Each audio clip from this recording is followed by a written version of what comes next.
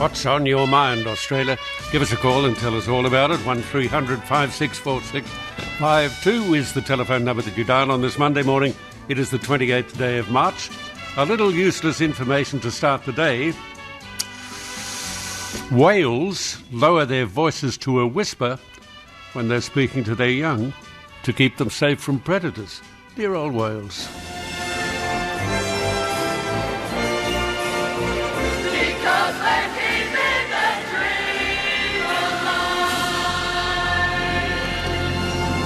Well, I hope you all had a lovely weekend. It's Monday morning now, March 28th, and as the Morrison government prepares to hand down its pre-election budget tomorrow, there'll be a major focus on the cost of living pressures, and there will be. There is set to be a temporary reduction in the fuel costs, and while that'll save a few dollars on each tank of petrol, overall the cuts are going to run to several $1 billion. It's expected the cuts to the fuel excise will range from 10 to 20 cents a litre for a 6-month period to lock in immediately the cost of living relief. Self-funded retirees are being offered incentives as well, while for first home buyers, the Home Guarantee Scheme is going to be expanded from 20,000 places a year to 50,000 places a year. There's going to be $18 billion worth of road and rail infrastructure, including a major new push to reduce travel times between Sydney and Newcastle. That plan is likely to benefit residents on the Central Coast, obviously, where property prices have absolutely soared off the back of the COVID pandemic. The Morrison government is using the budget as a springboard into the May election, but their problem is that they trail very badly in the polls. On a two-party preferred basis, the Labor Party leads 55 points to 45. Now, that's a huge margin to try and pull back. 55 points to 45 for the Labor Party, especially when the coalition primary vote is down markedly, and it is. It's impossible to see how one budget changes everything or can change anything. But there's no doubt Anthony Albanese faces pressure over his non-handling of the Kimberley Kitching bullying allegations.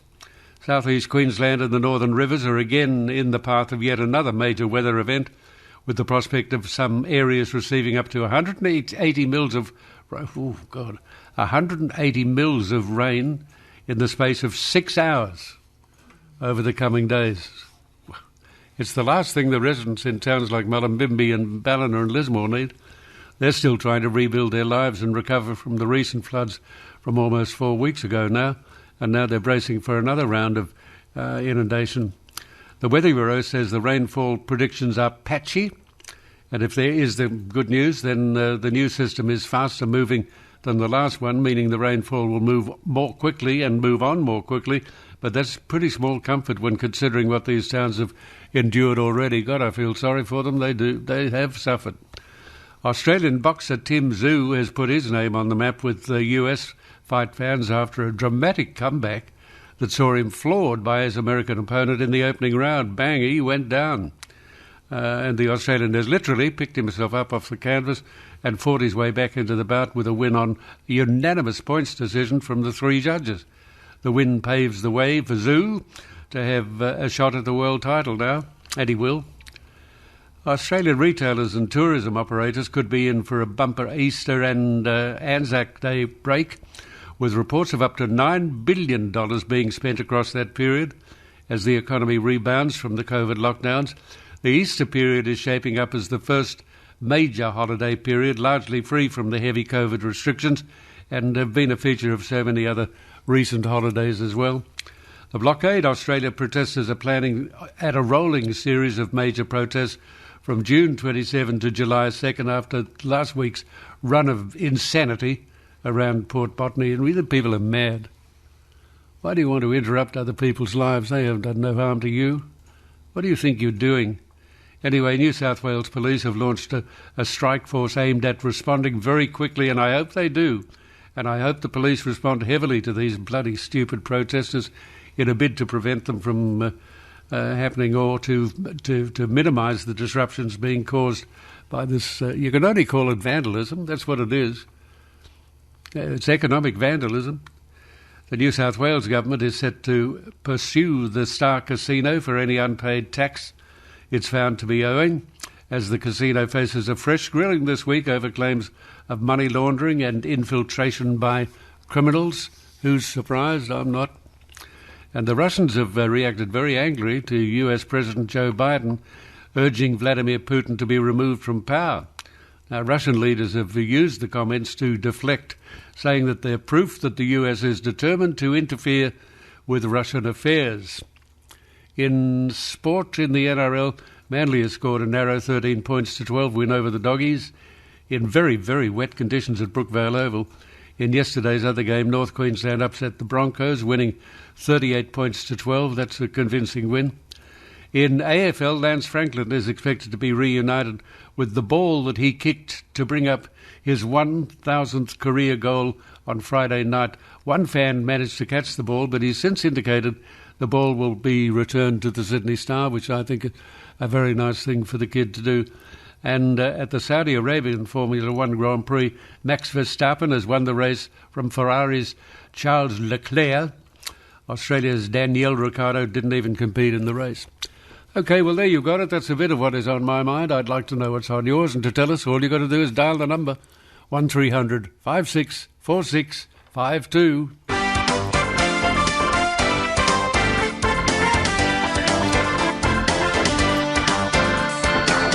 OK, and tell me what is on your mind by dialing that number. If you'd like to send a text, 0458 049 209. That's the text number. Not difficult, is it? I'm a fool to care. OK. Is it Lady Gaga's birthday today? I think it might be. I think she might be about 36. If I'm right, I just think it is. Yes, 1300 564652 is our telephone number. If you'd like to tell us what's on your mind, all you've got to do is pick up the phone and dial the number as Mark has done. Mark, are you there? Mark, are you there? Hi, John. How are you? I'm all right. I won't be angry today, so you don't have to slam the phone down on me. I beg your pardon? I won't be angry today, so you don't have to slam the phone down on me. All right, OK. Tell you how the word woke came around. Yeah, woke, W-O-K-E. I hate, like you. When King George III was running America, and George Washington, they had the War of Independence, Rumpelstiltskin, this is a true story, Rumpelstiltskin went up the top of a hill and fell asleep. And when he came down... This is a true story. Rumpelstiltskin didn't exist. And when he came down, America had changed. They had a new person running the States, USA at that stage. And it was George Washington. And he was walking around saying, what's going on? And everyone's saying to him, have you been asleep? Don't you know what's going on?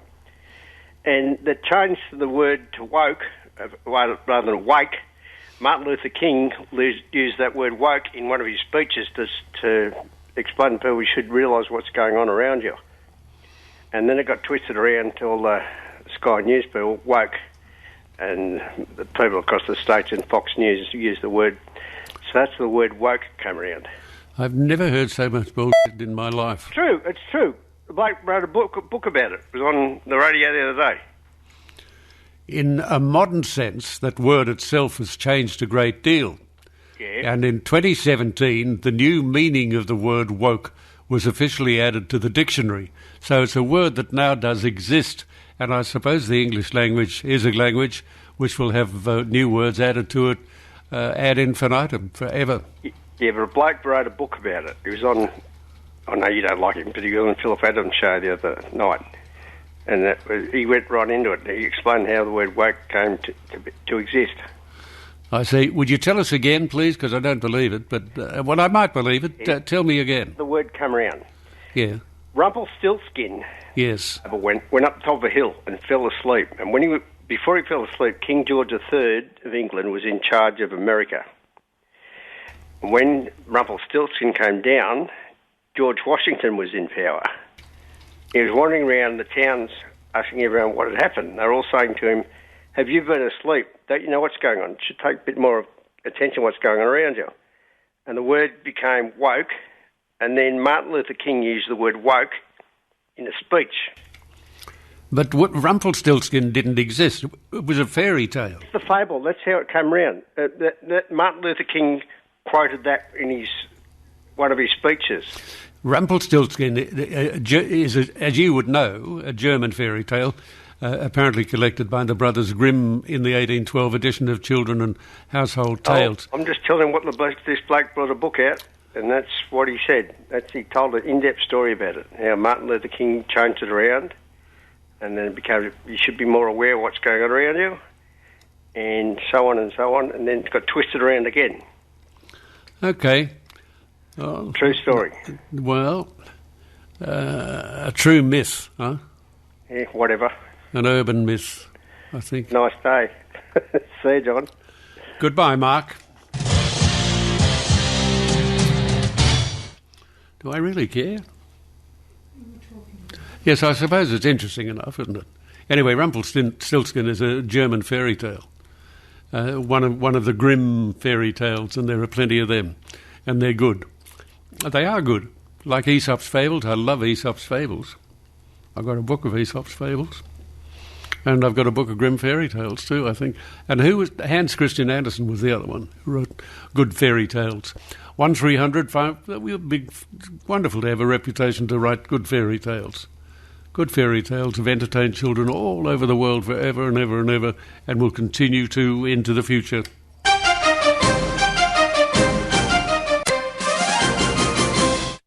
Okay, Dave, are you there? Yeah, I'm still alive. Oh, well, I'm delighted to hear that. What do you want to talk about? Hello? Dave, what do you want to talk about? Oh, sorry, John, I didn't realise straight on air. Thank you. Hi there. Hope you're well today. Thank you. Just listening to Mark there, and Mark's on quite regularly. And anyway, I think need to be a little bit careful with this fella. He doesn't really check his facts. Rumpelstiltskin, are you still there? Yeah. I'm listening to you. Yeah, I've got a really not a really good line here. Hang on. Okay, I'm listening to you, Dave. I can hear you very clearly.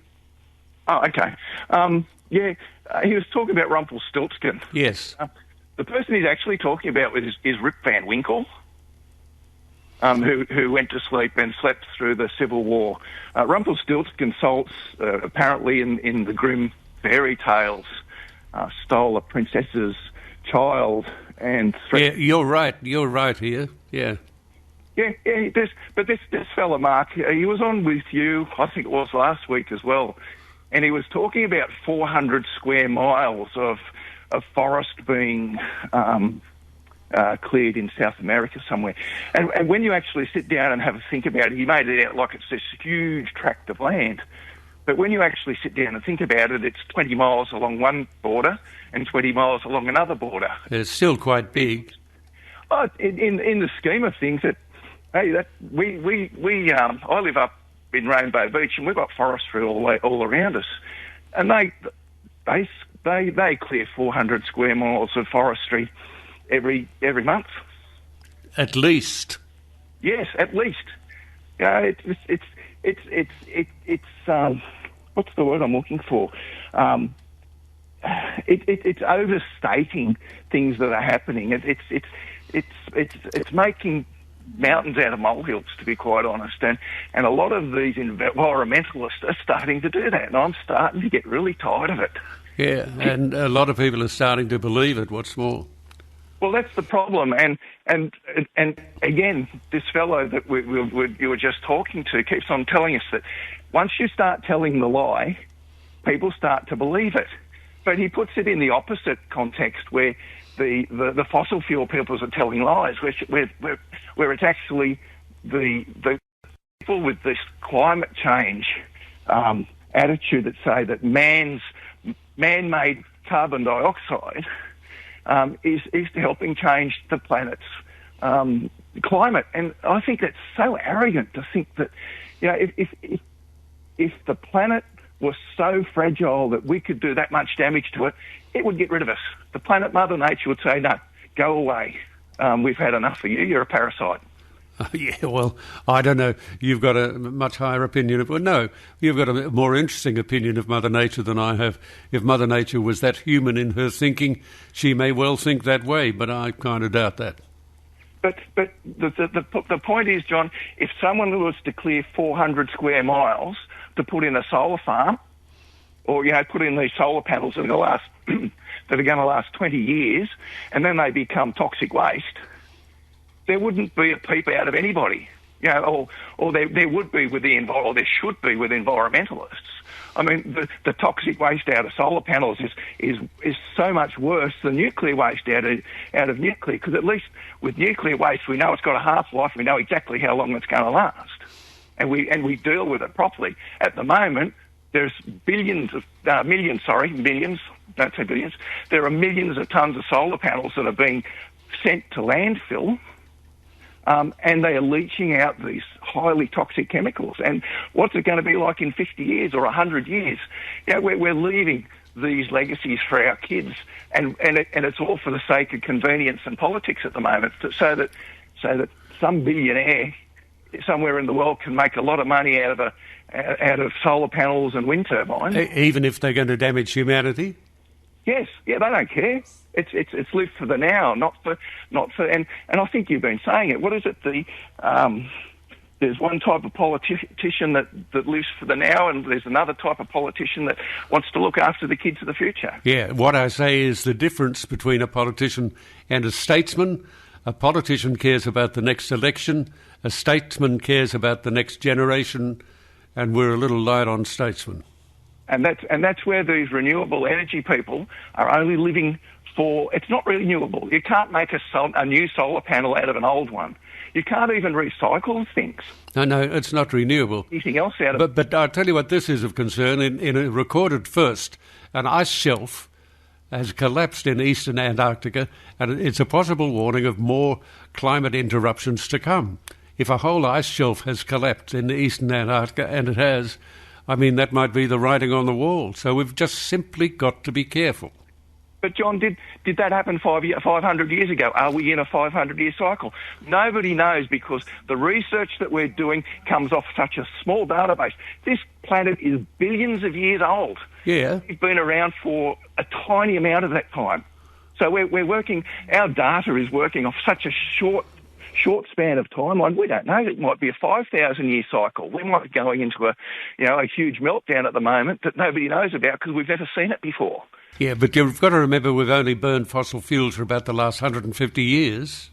That's right. Is it making a difference? Well, the so-called climate scientists, and again, you spoke to that fella from Blockade the other day, and he brought up the old chestnut. 97.3% of scientists believe that climate change, believe in man-made climate change.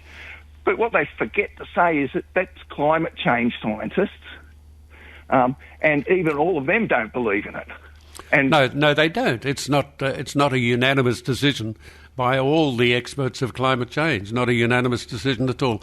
And as far as global warming is concerned, I have always, since the word was mentioned, poo-pooed the idea of global warming. I'm very happy to talk about climate change, but yes. I'm not happy to talk about global warming because I don't believe it exists. I'm happy to talk about climate fluctuation. One year it'll be a little warmer than last year, next year it'll be a little colder than last year, and that's the way it's been forever and ever and ever. Yeah, but even then, the other day, that fellow from Blockade again, they get their little punchlines in with you, with the talk back, and he said, the planet's going to warm 3 degrees. Where did that come from? What evidence do they have of that, or do they just read it on Google? When you go to Google and you look at climate change, it'll take you to the most extreme side first, and then you have to work your way backwards to actually start finding truth. Yeah, the ocean's warmed by 2 to 3 degrees, but as far as the temperature in the world as we know it, it's varied by less than 1 degree. Yes, we know that. Yes. Yeah, but we get all these people who are telling us that we're in this climate emergency. What a load of rubbish! And the more they tell the lie, the more people start to believe it. You're quite right there. Just rubbish. It's absolute garbage. Well, but as for what the original call from that fellow who was talking earlier this morning, the facts. He never checked down the facts. How did you know? I mean, I get people ringing up, listening to you. I listen to you, people ringing up and talk about electric cars or again, solar panels and solar installations. What basis are they coming off? I mean, I'm an industrial electrician with 42 years' experience, so I understand power generation. I understand all that sort of stuff. Yeah, but you've got to remember that it's not. You said it's rubbish. It's not all rubbish. I mean, rubbish is a very strong word. The global temperature has risen. The oceans have warmed. The ice sheets are shrinking. There is a glacial threat. So you can't say it's rubbish. I think rubbish is too strong a word. No, in context, what I said was rubbish was this CO2 discharge, man's contribution to CO2. The CO2 levels are still basically at 0.04%. It's nothing. Water is more dangerous than carbon dioxide. People call carbon dioxide a pollutant. It's not a pollutant.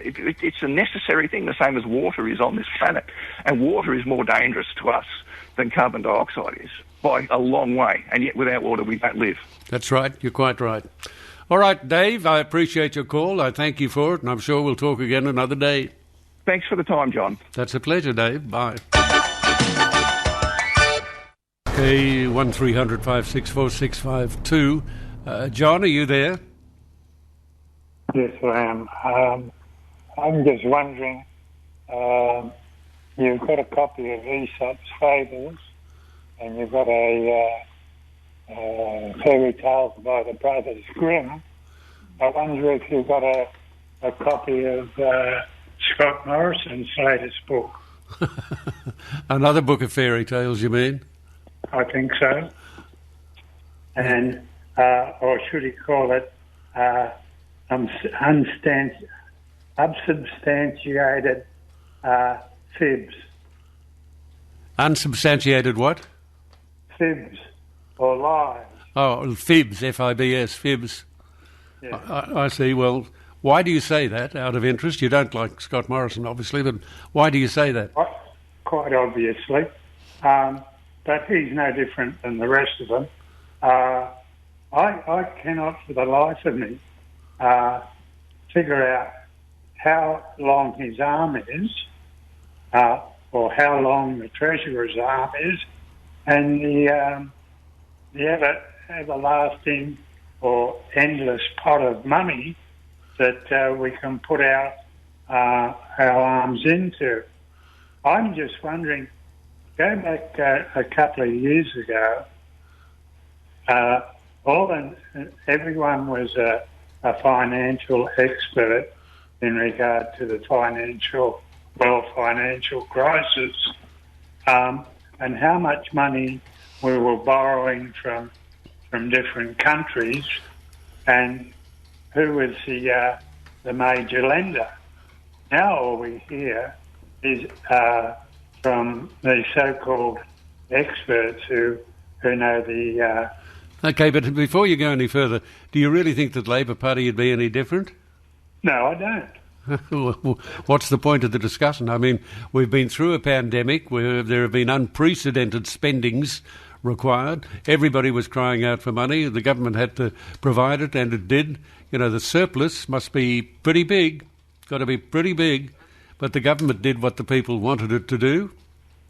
What I was saying was that we've lost all the experts now, that their credibility has waned somewhat because they're not telling us where they think. Okay, well, tell me, who was an expert in your eyes? Who do you believe the expert is? I don't believe any of them. That's hardly helpful. Fair dinkum. You had one side saying that we're borrowing the most of our money through the People's Republic of China. Others were saying we were borrowing it from the Americans, and the Americans were, in turn, were broke. So how are we borrowing money from a broke country? I'm not understanding what you mean by that. You don't? No. Well, if you borrow money from... Well, obviously it's not broke. Obviously it's got financial reserves, and that's where the money would have come from. Well, that wasn't the story coming from the... Well, if they haven't got money, they can't lend it, can they? Well, that's exactly right. Well, Where were they borrowing their money? they must have reserves, is all I can say. Yeah, very convenient. Anyhow, It's very, what did you say? convenient. Convenient. Why would I require something to be convenient for me? I'm stating a fact, that's all. Well, I'm stating a fact as well. As you see it. Can I just go on to another tangent, if I may? People, excuse me, people all the time criticising the school system and how that our education system is failing the younger people. Point in fact is they can't spell. You know the main reason for it? Tell me. Advertising. Advertising is the main reason for it? Yep. Could you explain that to me? Well, how do you spell easy? Look, no semantics. Just explain it to me. I've asked a question. You could answer it for me. You spell easy, E-A-S-Y. That's right. Not E-Z-E. No. Yeah. Anyhow. That's just a play on words. But enough playing with words. Goodbye. Okay, tell me what is on your mind. 1300 564 652. When the Treasurer, Josh Frydenberg, hands down the Morrison government's final budget for this political term, there is one thing of which you can be absolutely 100% sure: there won't be any hidden nasties lurking within it. No, there won't. The federal government can't afford to get offside with one interest group or industry association less than 2 months out from a general election. They just cannot afford to do it. Now, the Treasurer will deliver his budget address tomorrow night, and he'll do so against the backdrop of his own seat being under very, very heavy pressure. One of the voices of Labor is challenging Mr Frydenberg's hold on his once blue ribbon seat of Kooyong that used to belong to Andrew Peacock. And he keeps emphasising that if voters move away from him, then they'll be helping to elect an Albanese government. And for the voters of well-moneyed Kooyong, and there's plenty of money there, that's a giant leap to take, isn't it? The government's political term has been overshadowed by the COVID pandemic, which has largely come to dominate and define its past 3 years in office. It's been a very, very intrusive thing. Scott Morrison has the rare distinction of becoming the first federal leader since John Howard in 2007 to serve a full term in the top job. That's taken a bit of doing, and it's 15 years since it last happened. Now, when the Treasurer gets to his feet tomorrow night, there will be a reduction in the fuel excise to provide some minimal cost of living relief. The measure will only be a temporary one, but that's about as much as, that's about trying to show that the government is listening to the concerns of the people. There'll be $250 payments for low to middle income earners, and there'll be relief for self-funded retirees as well. First home buyers will be given a significant boost with the Home Guarantee Scheme to be expanded from 20,000 places a year to 50,000 places a year. The hard sell has already begun with Scott Morrison and his Treasurer embarking on a relentless round of interviews and media appearances over the next 48 hours or more. There's a planned infrastructure blitz on the way as well, including the prospect of faster rail services between Newcastle and Sydney. But the key question in all of this is whether it's enough to give the Morrison government a turnaround in the polls that it so desperately needs and so desperately craves, I must say. That's got to be the biggest challenge now. That's a big, big challenge. Scott Morrison has already had one miracle. The second one is looking harder and harder to achieve, however. Wouldn't you agree? Okay, 1300 564 652 is our telephone number if you'd like to give us a call and tell us what's on your mind. Brian, are you there? Yes, I'm there, John. Okay, Brian, what do you want to talk about? I want to talk about this assisted dying bill. I mean, I'm very upset with Mark Latham's comments on this. What did Mark Latham say that particularly upset He you? said it was legalised murder. And, I mean, if he ever had to put through what my spouse went through with ovarian cancer, he'd probably change his mind. I mean, 18 months of absolute hell with her. And, Hang on, whoa. I hope I don't wait. Brian, And Brian. I was utterly in favour of Jesus this bill Christ. going through, and I just Look, Brian. represent the views of their constituents instead of their views. Look, Brian. You'll have to slow down a bit. You're raving on there, and I'm trying to get a word in and can't get a word in edgewise. What did Mark Latham say that has upset you? Well, Mark Latham, I mean, to say that this is a bill for legalised murder is ridiculous. Well, I suppose it's a way of phrasing it that's a little unusual. Well, I mean, he obviously has never had to put up with somebody that has gone through a horrible death over cancer such as ovarian cancer. No, well, there you are. I'm sure that you have had to suffer greatly, and obviously somebody you loved suffered greatly from ovarian cancer, which would be a very, very unpleasant thing. But Mr. Latham is not to be aware of that. I mean, he's not a mind reader, is he? No, but by the same token, everyone tells you that 80% plus of the state want the bill to go through. Well, my argument to him is he should represent the views of his constituency.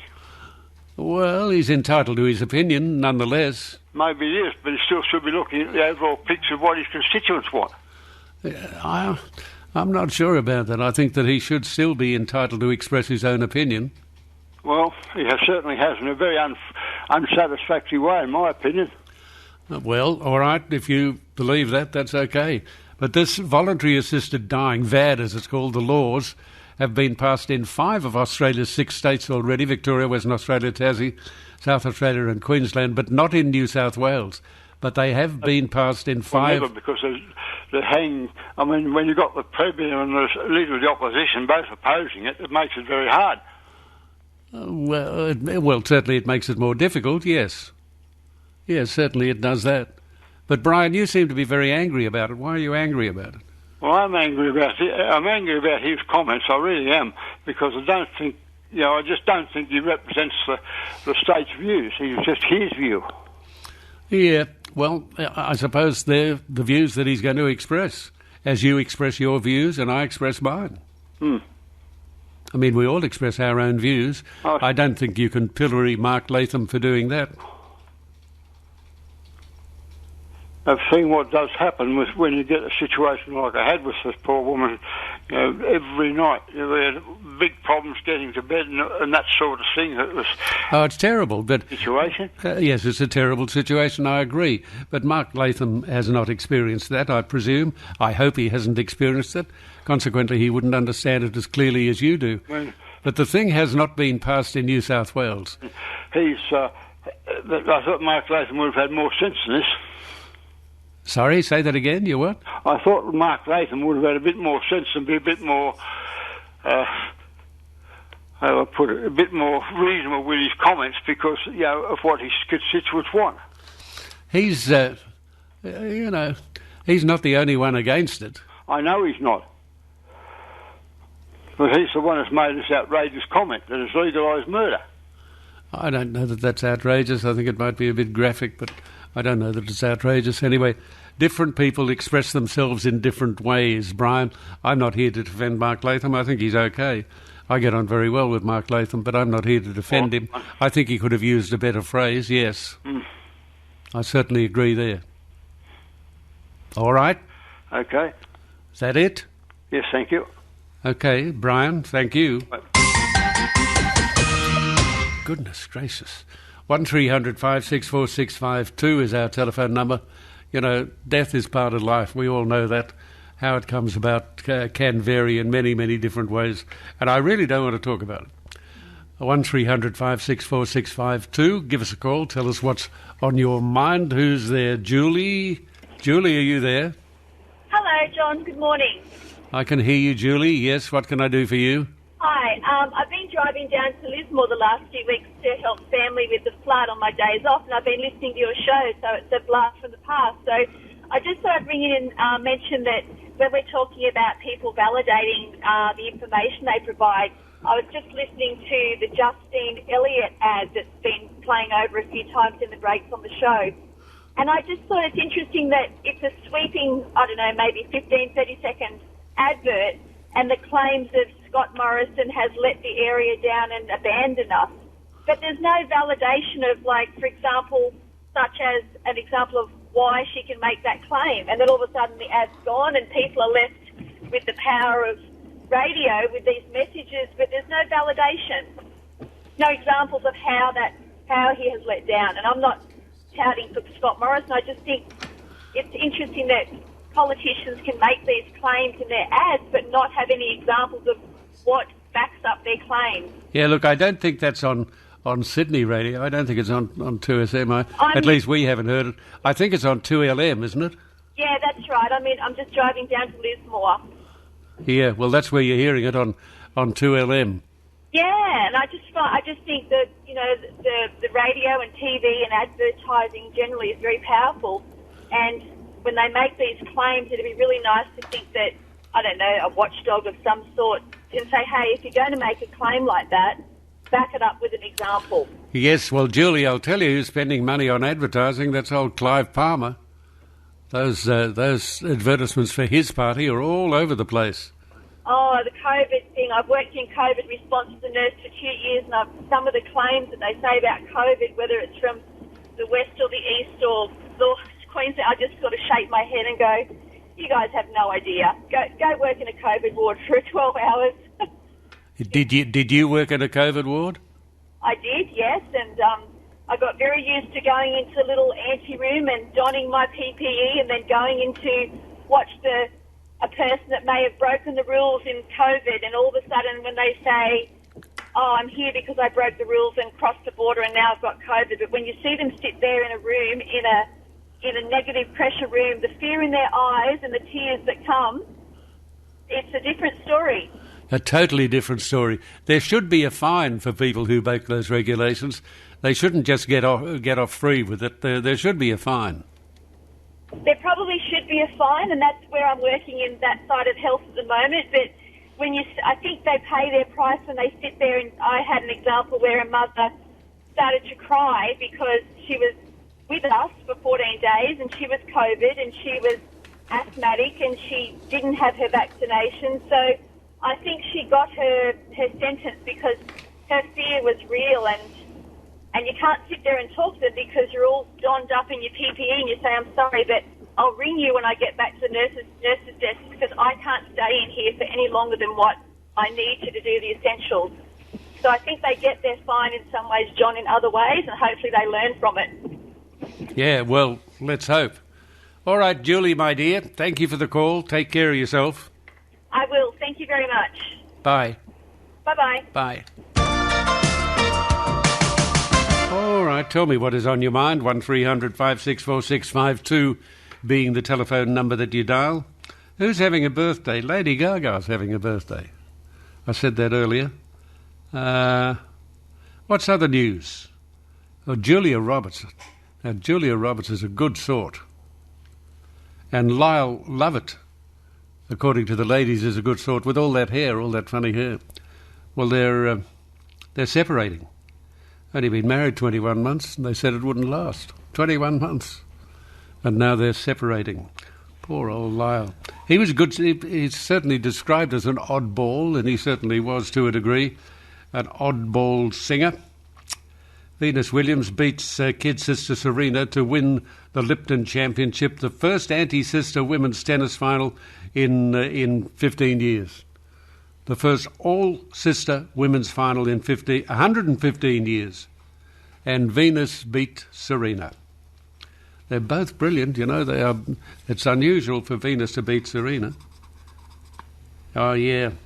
That was 1995 that Lyle Lovett did what he did. Yeah, these are dates that we are supposed to remember, according to people who issue dates that we are supposed to remember, and that I instantly forget because I couldn't give a damn. OK, we've got the news coming up in a little bit, and then we come back for a couple of hours. So plenty of time remains on this Monday morning if you want to give us a call. If you want to send a text message, that's very easily done.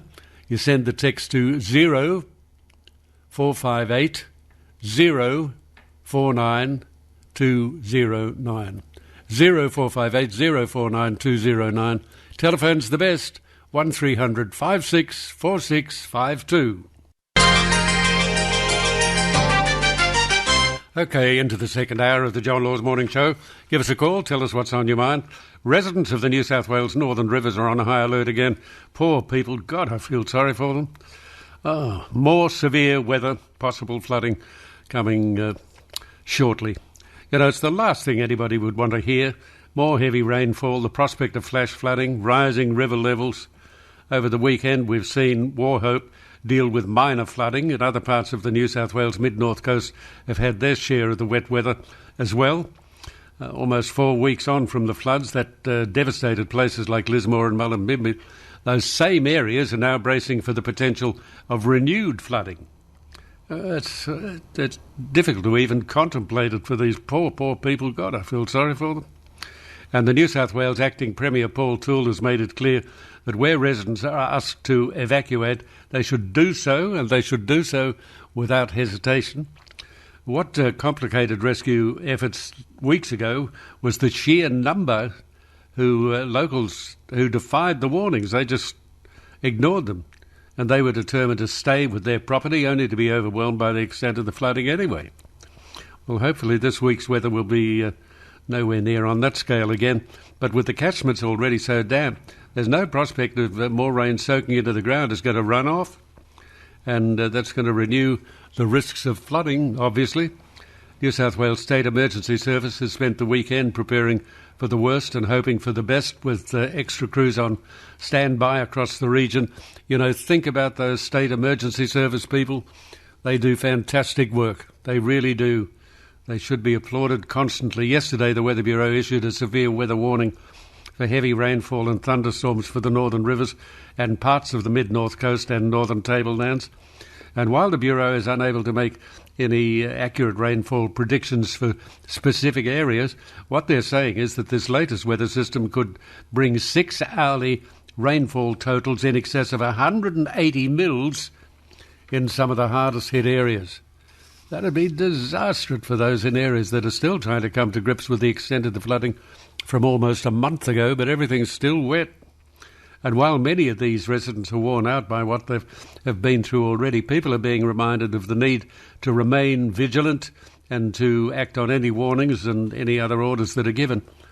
You know, when dealing with bushfires, residents generally see sense and they get out of their properties knowing there's going to be little they can do. But for some reason, there's a view among some that flooding is a different sort of thing and they can tough it out. Well, you can't. You'll drown. Recent experience shows that this is just wishful thinking. It's not reality. And preparedness and first action remains critical this week, ahead of the potential for more heavy rains across the already hard-hit areas of flooding. It's going to get worse. It's not going to get better. Okay, give us a call. Tell us what is on your mind. Just dial the number. Who's there? Bob, are you there? I am, John, and that's a good lead-in for me. I'm in the Wauchope region on the north coast. Okay. All right. And you want to talk about the floods? Yeah, mainly climate change and the flood, yeah. I've got 2 vehicles at the moment, bogged down to their axles. One of them is a truck with big water pipes on it that I bought down the Central Coast 2 days ago to repair my dams. The walls are washed out. Why did you drive it into a questionable area? Well, I live in a large valley, and it's 5-kilometre journey from the front gate to the back of my property, or halfway, or 3/4 of the way to the back of my property, where I need to put the pipes. Haven't you got an ever reliable Fergie there, or a tractor you can use to pull it out? Yes, in the middle of the farm, I've got my 4-wheel drive bogged down to the axles, cutting across a paddock, which is normally firm, and I've got my quad bike at the front gate, so I'm all over the shop. Man is having a dramatic effect on the planet. You've only got to listen to statistics, and and too many scientists. We're having a major effect on the environment.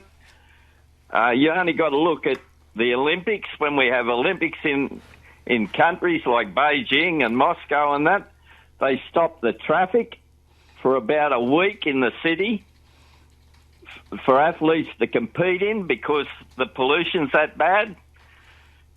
And, we've really got to lift our game. We're losing species. I was at a council meeting the other day and they're predicting koala bears by 2050 will be virtually extinct. Yes, well, we've got to make sure that doesn't happen. We have to make sure that does not happen. And it doesn't matter what we've got to do or how much we've got to spend, and it's up to the government. They've got to make sure that we protect the koalas. It's very, very important to do. Yep. And, I'm in my early 70s. I want to leave my property in better condition than when I bought it. Most people do want to do that. That's a nice way of looking at it. Yeah. And in turn, leave the planet in a better place. I watch documentaries and that sort of thing. They're talking about sea turtles and that. Because of the temperature, only 1 degree difference, and their eggs are producing more females. Only a very small percentage of them are males. We're tipping the balance in so many different ways, and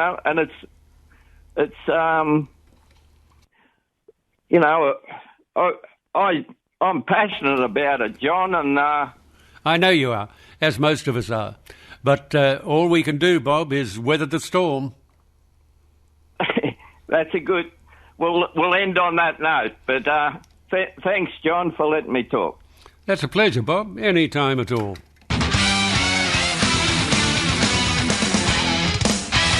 Okay, 1300 564 652. A couple of texts I will read here. Morning, John. Today is National Mermaid Day. I had a friend whose girlfriend was a mermaid. I asked him how she measured up, and he said 36.24 and $3 a kilo. Terry, that is quite funny. Terry. And this one from, I don't know who it's from. Oh, Michael. Hey, John, I know you don't take requests, but in view of the floods, it may be appropriate to play your friend Roger Miller play River in the Rain. Listen to the words and the guitar at the end. Regards, Michael. Yes, well, you've talked me into it, haven't you? I have no choice now but to play it, and I'm delighted to play it for you, Michael. It's a good bit of music, if it's going to work. No. Old panel operators failed again. You said 2? 2. No, nothing. Yeah, try it again. Okay.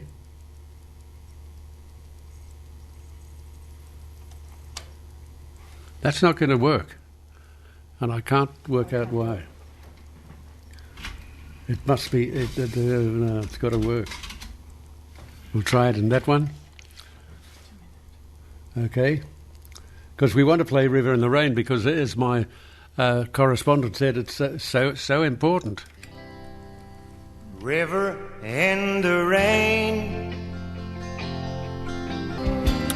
Very, very good guitar. That'd be a big acoustic jumbo Gibson, I'd reckon. Unless it's I don't think it's electric. I don't think it is. It sounded like an acoustic, like a big jumbo Gibson. You had a count, Roger? Yeah, that's what? Duke and a princess. Yeah, that's all right, Roger. Roger's still there. You can never tell when he's going to pop up. Oh, I do miss Roger Miller. 1300 564 652 if you would like to give us a call and tell us what's on your mind. A couple of texts. Yeah. Payroll tax is a rip-off. I couldn't agree more.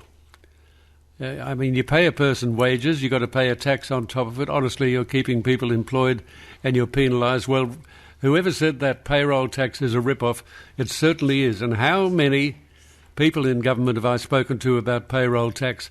But they're all wimps. They all do bugger all. Here we are employing our fellow man, doing the right thing. The best thing you can give a man is a job. I've said it for years. The best thing you can give a man is a job. But in Australia, when you give a man a job, you've got to pay for it. Payroll tax. It's absolutely outrageous. It really is absolutely outrageous. And when is somebody going to have the balls to do something about it? I don't know, all you spineless bastards in Canberra. Really? Yes, I can say that because I feel that way about... Yeah, I know, it's state. It doesn't matter whether it's state. They're politicians. They're not brave people. I know it's a state tax, and it's a disgraceful state tax. Imagine come to Australia. We'll find somebody to pay you to work, and then we'll charge you because you're paying them. Makes a lot of sense, doesn't it? It's like hell. Anyway, more important than all of that, I've got to tell you about an earth-shattering event that took place on Saturday. I was worried sick about this. The Mother Superior, I hate to say it, the Mother Superior had a flat tyre. But apparently it was fixed in about 20 minutes. That's, between help from the NRMA and a tyre shop in Rushcutters Bay. Well, wasn't that nice of them? The NRMA fabulous, they always are. And a tyre shop in Rushcutters Bay. That wouldn't be Taleb tyres by any chance, would it? The famous Taleb tyres in Rushcutters Bay? Well, you were lucky there that they were there to help you. They had the tyre done in about 5 minutes, according to the Mother Superior. So to the people at NRMA, well, we've had associations with NRMA for a long time. Taleb tyres I've not heard of before, but you'll be hearing of them in the future because they saved the Mother Superior's day by fixing the tyre. I've got the hiccups now on a motor car. And she worked it out all by herself, she says. You worked out what? That the tyre was flat? No. You knew the tyre was flat? So what did you work out all by yourself? How to get it fixed. How to get it... Yes, go to a tyre shop. Very good thinking.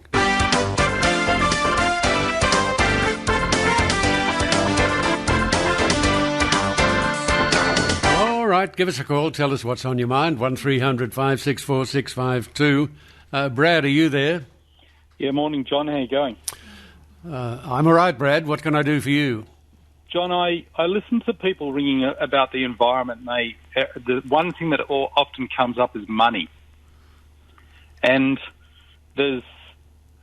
hang on. Money in relation to the environment?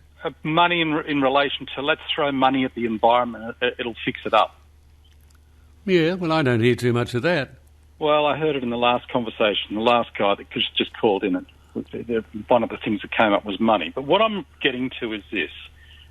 There's around 14.1 million tonnes of rubbish go into our oceans, plastics, from our rivers around the world. Australia already has the infrastructure to monitor the rubbish that gets thrown on the ground. We've got 1 million cameras, public cameras throughout Australia, 300,000 throughout New South Wales. They're being monitored on a 24/7 basis by trained security personnel. Okay, so what? So if you bring into force what happens in another country where they are able to minimise their rubbish on the streets, and that is Singapore, and you have a $1,000 fine like they do, it works there. So put it into place here and it should work here. And you'll stop, and you're being monitored by all the cameras because they're in place anyway, and stop the rubbish being thrown onto the ground. Well, if it's that simple, Brad... The biggest environmental problems we have. Yes, now, Brad, if it's that simple, why hasn't somebody done it? Because we've got politicians that are running the country. Well, who else do you expect to run the bloody country? None. Well, that's the answer to the question. You've got politicians running the country. They can't run the country because if they truly wanted to fix up one of the biggest environmental damages. It's the rubbish that's thrown on the ground. Hey, but look, have a look around the streets of Sydney. I mean, don't you think they're clean? I do. No, they're not. I don't see a lot of rubbish lying around. I can text you photographs of rubbish all over the place. Go past the Australian Golf Club, heading towards the airport from the city, and pull over to the left when you can in one of those bays where you can get on the phone. I think there's only one there. And go and walk into the bushes and have a look at the rubbish. There's rubbish everywhere. You just don't see it when you're doing 80 to 100 kilometres an hour along a freeway. And who owns the land?Hy is it allowed to stay there? It's public-owned land. It's right beside the public road. So why aren't you talking to the council instead of to me? I've sent emails to the council. I've sent emails to the local politicians, and it's just every time. If they were serious about the environment, they could fix one of the biggest polluters, being the rubbish that goes into our streets, down our gutters, into our rivers, and into our oceans. But they're okay, well, look, if you're saying that there are all these cameras around, if there are so many bloody cameras around, why isn't somebody being charged with dumping that rubbish there? Well, they're obviously not monitoring people for rubbish. I mean, there's 12.3 cameras for every 1,000 people. So what does that mean? Well, there's 1 million cameras, public cameras, scattered throughout Australia. There's 300,000 of them in New South Wales. They're all manned but 24/7 by, they say, specially trained security personnel. So you can easily monitor people throwing rubbish out of cars. I've seen people throw... Okay, but you still haven't answered the question. Cars. You still haven't answered the question. Why didn't you ring the council and complain to them instead of ringing me and complaining to me? I have. I've sent letters to the council with photographs of all the rubbish. Okay, letters to which council? Sutherland Shire Council. I see. And it is Sutherland Shire Council that covers that area, not Wallara? No, it's Sutherland Shire Council where I am. Okay, well, it's Sutherland Shire. And what? Has Sutherland Shire Council simply ignored your pleas? Yeah, absolutely. You don't even get a courteous reply? No. Will you hold on there? Yeah, absolutely. Okay, don't hang up. Would a handmaiden or a foot soldier go to this bloke and find out to whom he has written and when he has written and how often he has written to the council? Sutherland Shire Council. And then we'll ring the Sutherland Shire Council and ask them why they don't do something. But still, we'll have to check the stories, which I'm very happy to do. So can you do that, somebody? Happening? Good. Okay, tell me what is on your mind. 1300 564 652. Mark, are you there? Well, g'day, John. Good to talk to you this morning. Okay, Mark, what do you want to talk about?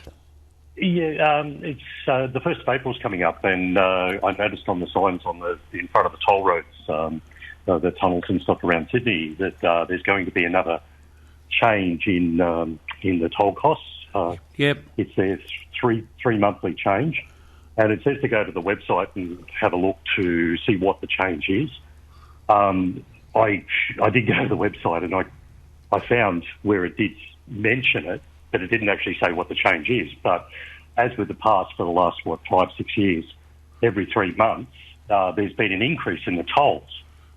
And I'm just thinking at this time, and I know you personally can't do anything about it, but right at this time, is it, necessary for the privately owned roads that we pay tolls on in Sydney? Is it the right time to be putting another increase, to help increase the cost of living for people around Sydney? Well, people around Sydney tell you that never is it a good time to increase the tolls or the cost of living in any way at all. But the tolls are privately owned, so it's a private thing. I don't know whether they have to get permission from the government, from the roads department or somebody, in order to increase the tolls. I can't tell you that. But apparently they're changed on a fairly regular basis. Yeah, every 3 months. And it was actually Mike Baird who set it up before he actually left Parliament. Just before he left, he put legislation through that gave the private companies the legislative ability to increase the tolls every 3 months. Review the tolls every 3 months. Yes, but not necessarily increase them, review them. They're certainly not going to reduce them, but they don't have to increase them. They just got to review them. That's true. Yeah, but every one so far has been an increase. There's never been a reduction. No, because because they've got the opportunity to do it, they do it. Most of the toll roads are majority owned or operated by Transurban, with the exception of the Sydney Harbour Bridge and Sydney Harbour Tunnel, and I think it's the East Link in Melbourne, another one in Melbourne anyway. But most of the road tolls are toll roads, are majority owned or operated by Transurban. That's correct, and there is a policy in place where you can get a rebate on your registration based on how much you spend on tolls, but that sort of tends to redirect public money into private enterprise hands and sort of encourages people to use their vehicle. And something else we need to probably look at the moment is we need to get people back onto public transport. And a good way to do that is to perhaps offer a rebate on registration, that same rebate on registration, but based on how much you actually spend on public transport. So it's still viable to own a car, because it's expensive to own a car and not actually use it every day to go to and from work. But if you spend enough on public transport, you'll actually get a rebate on your registration. And something at the moment, we need to encourage people to get back onto public transport. And I'm just thinking maybe you could talk to the Transport Minister perhaps and just go through it. Okay, well, how do you suggest we get people back onto public transport? Well, offer a rebate on your registration, the vehicle owners, offer vehicle owners a rebate on their registration based on how much they spend on public transport. So the more you use public transport, the less your registration costs. Oh, God, imagine the administrative work that would have to go behind all of that. It's easy. We're all electronic. It's all on Opal cards. There's, it would be simple, administrative costs. There's very little to it, and they're already giving a rebate on the registration based on how much you spend on tolls, which only encourages people to use more fossil fuels, which doesn't make sense to me. Whereas if we encourage people to reduce their usage of fossil fuels through using public transport, that would make much more sense, wouldn't it? Okay, but tell me, what's your involvement in this? Are you paying a lot of money for tolls or something? Why are you... No, I'm not. I am a driver in Sydney, but my involvement, my interest is the long-term viability of our economy. It's simple. Like we can't keep putting the cost of living through the roof. I know it's only little bits. It just means tolls, and it's only the tolls. But for every 3 months for the past, I think Mike Baird's been gone for 6 years. Every 3 months, there's been just an increase, and people are not earning that much more. Wages haven't been increasing with the increases in tolls. Well, I can only assume that the government allows these increases to take place, because they would have to accept the fact that the people who own the bridge want to increase the cost of it. I don't know what they'd do if they didn't like it. They couldn't say, no, you can't increase it, because what would happen then? It's a very complicated issue, actually. It is. But at the end of the day, what's in the best interest of the people? Eventually we get roads that we just can't pay for, that we can't afford to use. Because do you really think the people who own the Harbour Bridge want to do things in the best interest of the people, or want to do things in the best interest of their own company? Yeah, sorry, with all due respect, the Harbour Bridge, I believe, is still in government hands. Yeah, that's right. Yeah, sorry. But the Lane Cove Tunnel, for example, or M2 and M7, they're all privately owned, and now North Connect's privately owned as well. But that's something that I don't understand as to how that was allowed, in the sense that it's a private enterprise and there's no competition. Have you got any idea how much you pay a year in tolls? Yeah. My current is around $500 a month. That's a lot. Yeah, that's $500 a month in tolls, and it's increasing all the time. You know, 4 years ago it was $300 a month. Now it's $500 a month. That's a lot of money. It's me. It is a lot of money, and it's not sustainable long term. The way it's going, eventually we're just not going to be able to pay these tolls. Yeah, why do we pay for registration on our motor cars and then pay again to use the roads?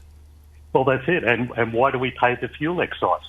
You know, which is, for 50 litres, you're paying $22, approximately, a little bit more, but approximately $22, which is road tax, which is supposed to go to pay for things like the tunnels and the M5 and all those roads, those roads. But instead, I'm not sure where the money goes. I don't know where it goes. No. I think there should be an inquiry into where that money's been going, because if that, like you're talking, since that's been introduced, it's more than $50 billion to the New South Wales government has been produced from in revenue from that, $22 per tank, per 50 litres, and we're told that we have to sell the road, like the North Connects and the M2 and M5 and all the rest of it. We have to sell them to private enterprise because we can't afford to build them. I just don't get it. It doesn't make sense to me. And then we have to pay a toll. And we're already paying $22 for every 50 litres of fuel that we buy to cover that. It's ridiculous. It's a rip-off. It is. It's a total rip-off. And nothing's... if anything, there needs to be a serious inquiry into this as to where the money has gone. Yeah, well, it hasn't gone on the roads.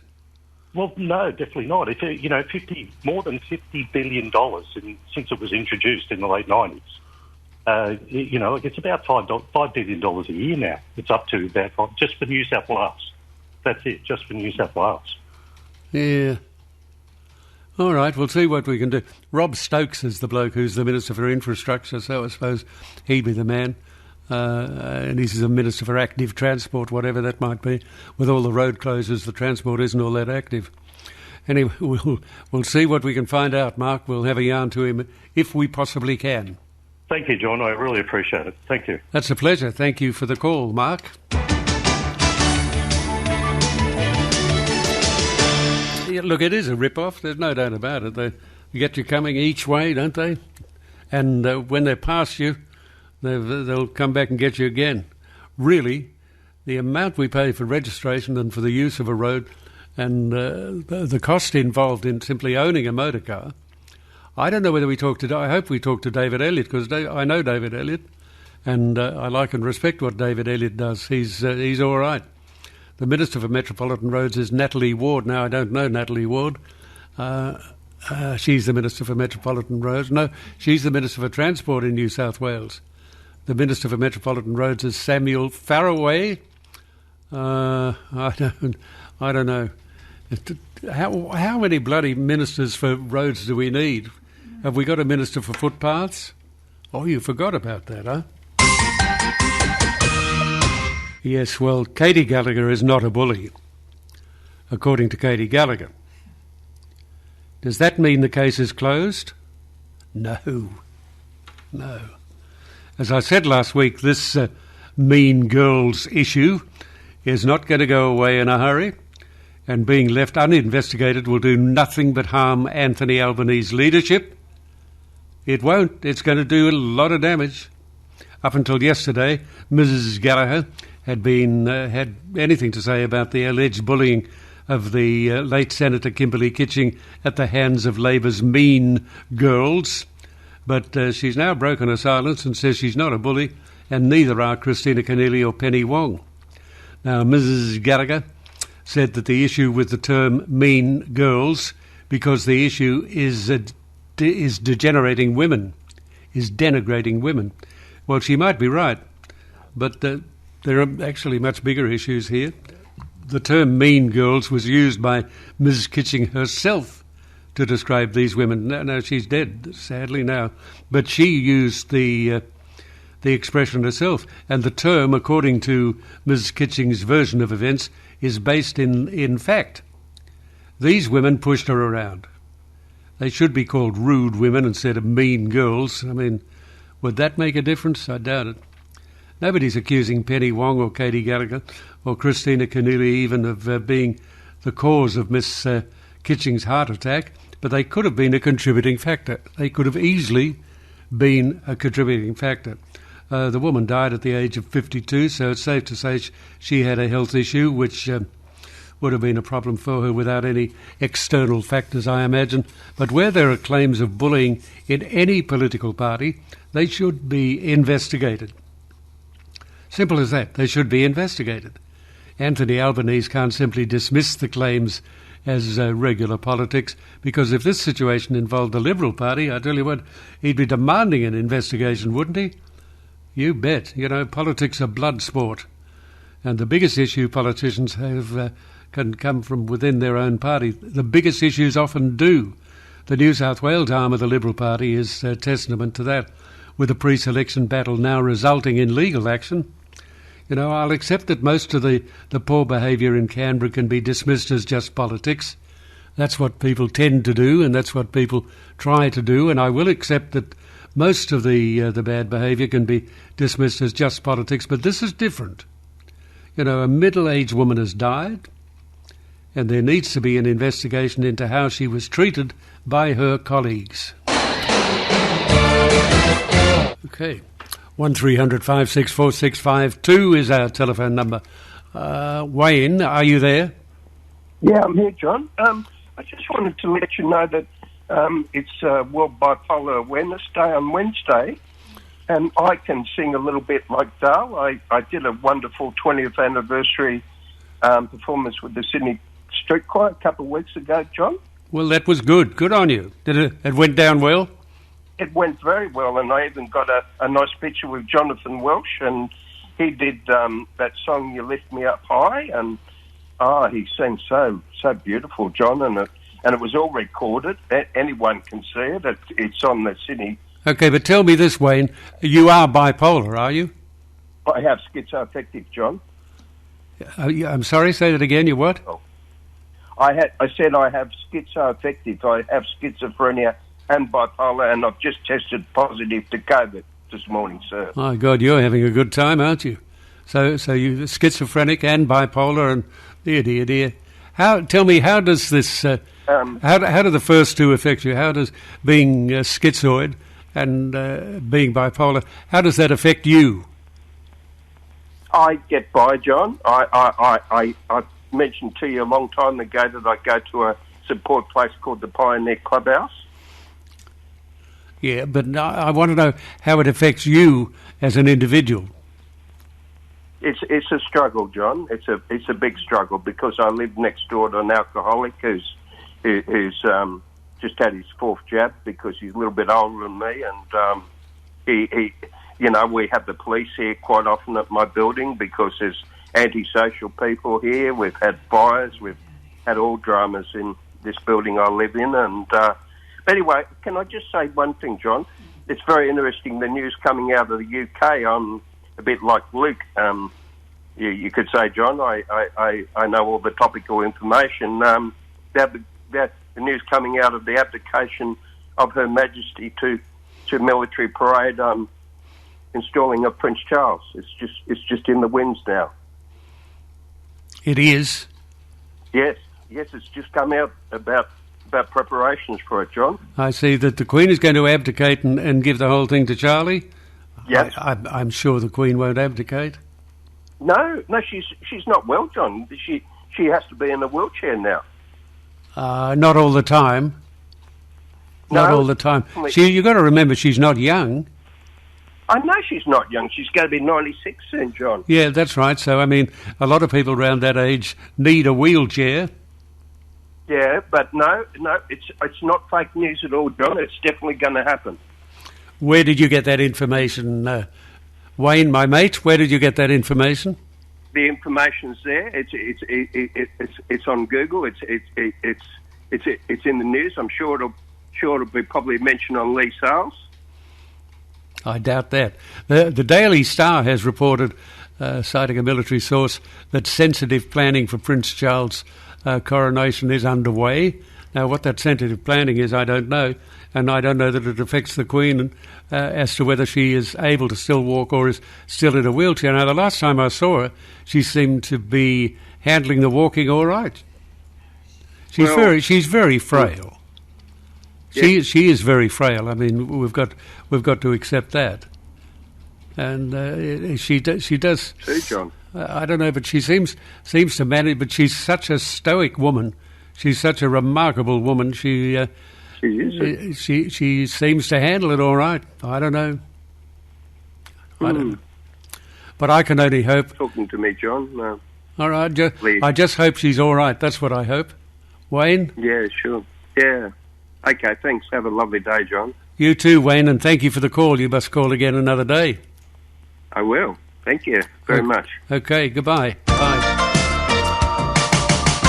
Yes, the Daily Star has reported, citing a military source, that sensitive planning for Prince Charles' coronation is underway. Now, what the hell that means, I don't know. Sensitive planning. Wouldn't it be sensitive anyway, whether the Queen was okay or not? But she is very, very frail. She does have difficulty walking. She's assisted by others now. But again, she's no spring chicken. I mean, she's a remarkable woman, a really remarkable woman, and a very determined one at that. So I can only hope, and if you're into praying, say a little prayer for our Queen, because she's wonderful. And she really is wonderful. Okay, give us a call and tell us what's on your mind. 1300 564 652 is the telephone number if you'd like to call us. Well, round 3 of the NRL wrapped up last night with Manly barely beating an increasingly impressive Doggies team. The fact that the Sea Eagles won by just 1 point shows that they've got a problem. And they do have a problem. The Broncos were thumped by the Cowboys thanks to 5-star performances from Valentine Holmes, who seems to be getting better. And Tom Dearden, he's a former Bronco. Mitchell Barnett, he's been referred to the NRL judiciary after a very ugly incident with Chris Smith. He's described the elbow as a brain explosion, and for that it looks like he'll have a lengthy stint on the sideline. It was very odd. I can't work out the motive. I have no idea what the reasoning was. Anyway, we'll have a look. I did all right, and Jimmy and I, we only did all right. We didn't do sensationally, but we'll have a look at the result a little later in the morning. But in the meantime, you can give us a ring, 1300 564 652, or if you would like to send a text message, 0458 049 209. Okay, we're into the final hour of the John Laws Morning Show. If you would like to give us a call and tell us what's on your mind. Sam has sent me a note here saying the toll for a truck is $25 each way on the Toowoomba bypass. $25 each way for a truck. Thanks for letting me know, Sam. Good morning, Mr. Laws. On the subject of roads, our roads are terrible everywhere. Our cars have to be safe for the roads, but the roads aren't safe for our cars. Tyler from Dubbo, good thought there, Tyler. And you are right in many instances, not all. There's growing speculation that the New South Wales Transport Minister, David Elliott, could be headed for a federal tilt after the Liberal federal executive moved to cancel pre-selection ballots in several key seats, including Parramatta. You know, it's quite extraordinary to think that the federal election is less than 2 months away, and yet the Liberal Party is still not settled on its candidates for seats like Warringah, Eden Monaro, Hughes, Parramatta. No, they haven't made up their minds. New South Wales Liberal MP Melanie Gibbons has been interested in contesting Hughes, along with a couple of others, but Liberal heavyweights have deemed none of the candidates suitable, and so they've sought to avoid a grassroots pre-selection ballot to avoid one of those three being chosen. David Elliott has become a bit of a thorn in the side of the New South Wales government, freely commenting on a range of issues with no regard for the impact it might have on his colleagues. Is a tough one. his seat of Borkham Hills is being abolished by the next state election, and rather than go through a bruising, and it would be, pre-selection contest, there's intense speculation that he will be anointed the Liberal Party's candidate for the federal seat of Parramatta. You know, Labor's got a problem in that seat with the departure of the long-serving member, Julie Owens. Anthony Albanese has hand-picked his own candidate, that Andrew Charlton, who lives in Bellevue Hill, on the other side of Sydney, a long way away from Parramatta. At least David Elliott is just up the road. You know, Parramatta is a seat the Liberals desperately want to win, and that's why it's so strange that they haven't managed to choose their candidate up until now. Are they getting a bit slack? I think they might be. Yesterday, the Liberal Party's federal executive decided to reappoint Scott Morrison, Dominic Perrottet and former federal President Christine McDevan to determine the candidates in those key seats. It means an announcement on David Elliott's federal aspirations could be made early as this week, potentially making the end of his career in state politics come sooner than expected, but it would mean the end of it. Ironically, if he does go, there'd need to be a by-election, wouldn't there, in his seat of Borkham Hills, despite the fact that whoever wins that, they will be there for less than 12 months because the seat is abolished at the next New South Wales election. Andrew Constance has already left New South Wales politics to pursue the South Coast seat of Gilmore for the Liberals, and now David Elliott could be set to join him, but in the seat of Parramatta. Gets complicated, doesn't it?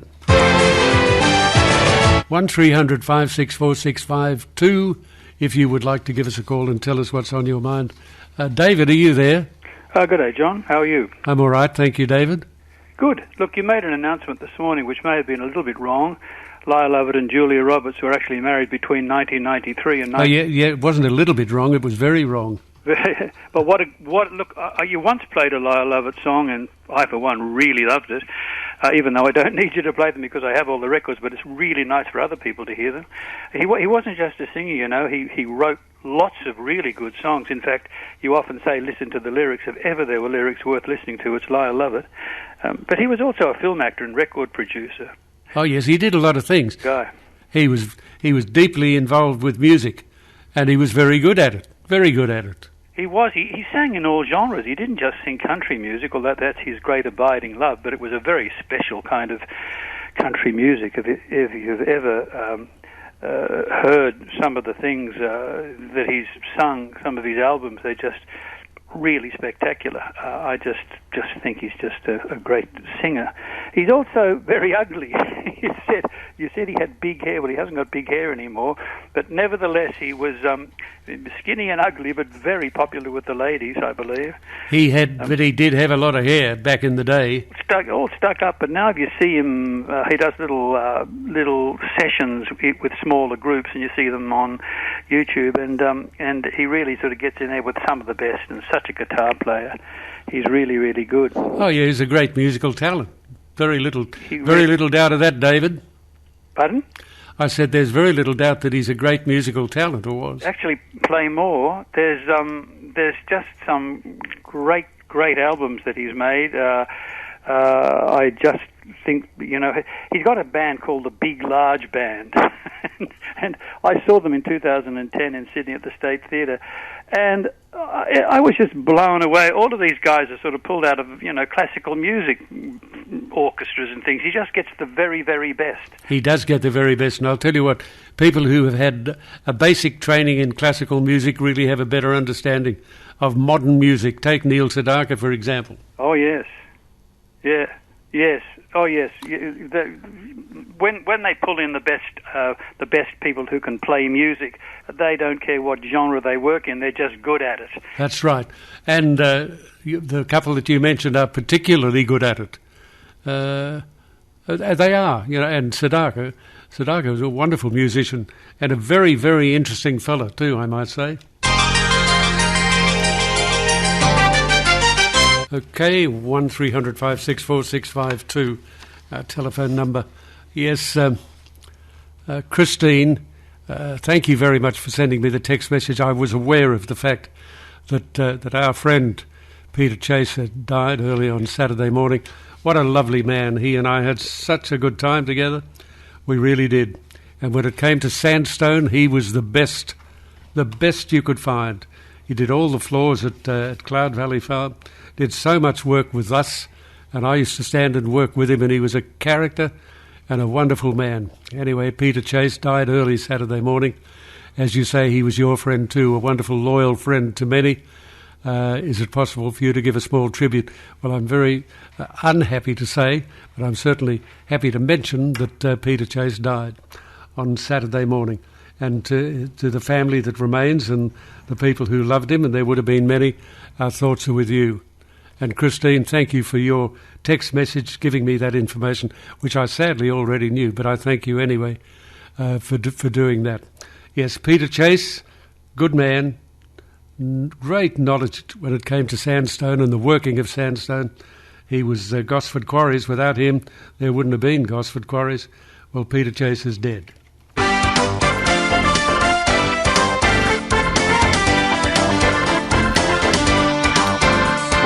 Well, the French President Emmanuel Macron is warning against any further escalation of Russia's invasion of Ukraine after the American President Joe Biden let rip at the weekend, and he did.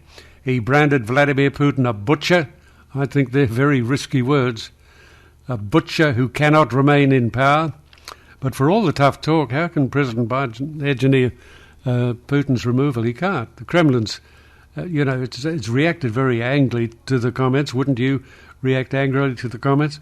Almost as if it's blissfully unaware of the reign of terror being brought upon the people of Ukraine, which has now entered a second month. And suddenly we've got Emmanuel Macron thinking that he can act as some type of peacemaker in this. Lots of luck. The French leader says that he will speak to his Russian counterpart in the coming days to organise the evacuation of civilians from the heavily bombarded port of Mariupol. But surely that's just a cosmetic move, isn't it? I mean, there shouldn't be a need for evacuations. That's the key point. There shouldn't be a need. The bombings have got to stop. And Vladimir Putin has got to back off. That's exactly what needs to be happening.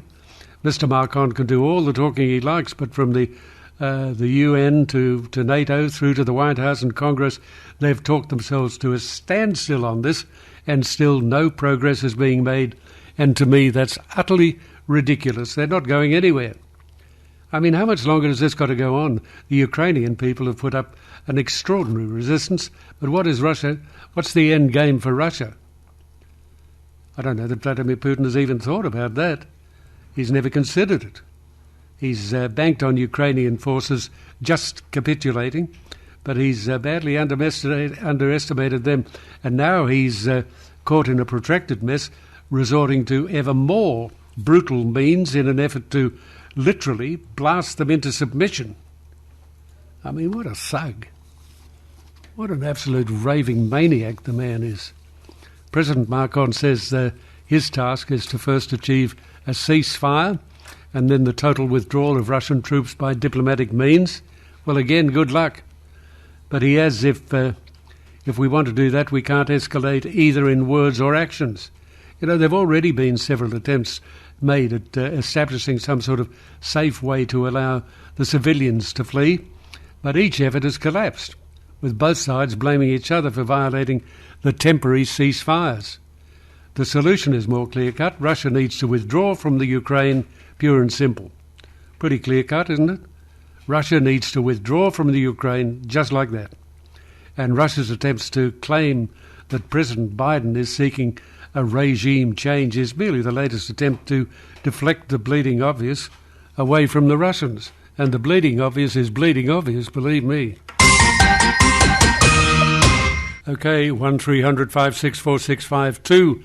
Our number if you'd like to give us a call and tell us what's on your mind. Pick up the telephone, dial the number 1300 564 652. Apparently the 8th Mission Impossible movie has already begun filming. Tom Cruise has reprised the role of Ethan Hunt for the next instalment of the long-running film franchise. Never got to me, that one. It also features returning stars like Ving Rhames and Simon Pegg and others, a couple of newcomers there as well. Mission Impossible 7. You know, amid the pandemic, it was originally slated to premiere on September 30th in 2022, but due to problems relating to health crises and other problems, its release has been pushed back to July 14, 2023, so you've got to wait a while. Last week, Australians were shocked to read about the Solomon Islands, that they've drafted a security deal with China, which would allow the latter to base their warships off the island. Now, a lot of Australians were shocked by it. Last week, that happened. This week, I've now seen in the Australian that the surprise was not shared by all. It turns out that Australia's High Commissioner to the nation, a fellow called Lachlan Strawn, was warned about the possible deal between China and the Solomon Islands. Solomon Islands opposition leader, a fellow called Matthew Whale, W-A-L-E, he's come forward saying that he told Mr. Strawn in August last year, a whopping 7 months ago, about the potential security partnership with China, which would involve shore base facilities. Another opposing MP from the nation, Peter Kelniara, has also outed the Commissioner, saying he too warned Mr. Strawn that the thoughts of the incumbent government would justify closer security ties with China. Now, Mr. Whale says he finds it a little frustrating that Australia failed to act on the information given, and, well, that's an understatement. I even say that's an understatement. Not only was the Commissioner behind the 8 ball, a blunder that could be forgiven, he neglected to heed a warning that has now come to fruition, and it poses a threat to Australia's national security, and there can be no argument about that. Despite Australia's slapdash response to the agreement extending Australia's assistance on the island until 2023, the incumbent Prime Minister, Manu Sograve, is not backing down from the agreement at all. So Australians will now likely see the Chinese Navy sailing 2,000 kilometres off our coast, which undoubtedly is a very worrying situation, considering our relationship with China has been deteriorating rapidly recently, hasn't it? You know, the whole thing could possibly have been avoided if only Mr. Strawn hadn't done such a shoddy job, but he did. But now Australia's going to be stuck begging Mr. Sograve to not sign the deal. Not our best tactical manoeuvre ever, is it? No, the whole thing is a dreadful screwed-up mess.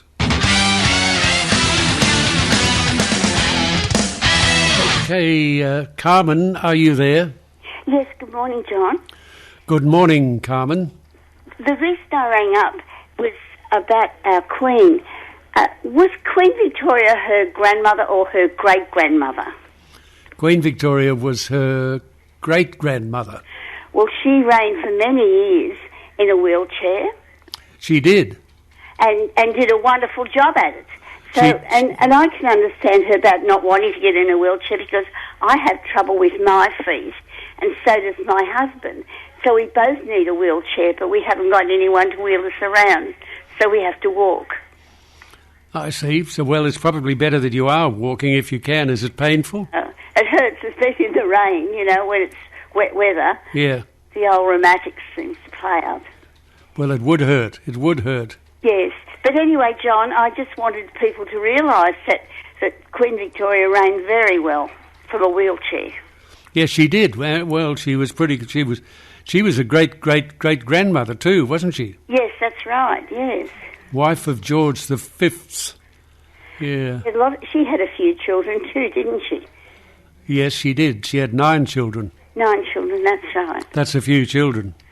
Yes. So, and she and anyway, God save our Queen, and I hope she reigns for a long time more. I hope, yes, well, I'm with you. God save our Queen. I think she's wonderful. I love her. So do I, John. So do I. As well we should. Thank you, Carmen, very much for the call. Thank you. Okay, bye. 1300 564 652, our telephone number. If you'd like to give us a call and tell us what's on your mind, pick up the phone, dial the number. I spoke about cutting the fuel excise when the idea was first proposed a few weeks ago. You know, it's unnecessarily.